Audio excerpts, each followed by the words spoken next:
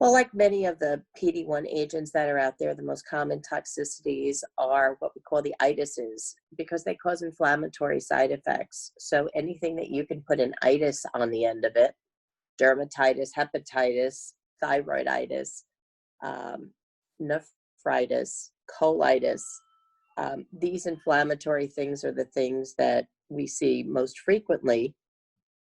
Many times they are not dose limiting. They are not requiring patients to come off therapy. The most common is clearly rash and itching. I tell patients they can have a rash, they can itch, or they can have an itchy rash.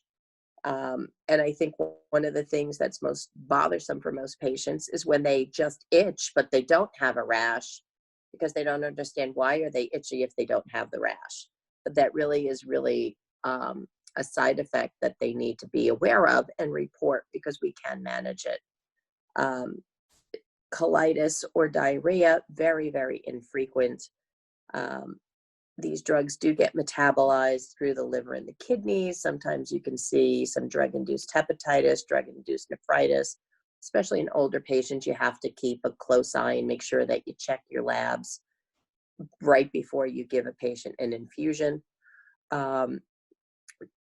Endocrinopathies, not very common. However, you can see patients who do get hypothyroidism.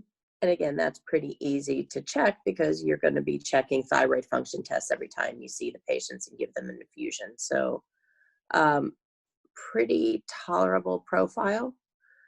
Patients do need to understand that if they do develop these endocrinopathies, they are 99% of the time permanent. So if a patient becomes hypothyroid and you have to give them levothyroxine for thyroid replacement, they're going to have to take that medicine for the remainder of their life.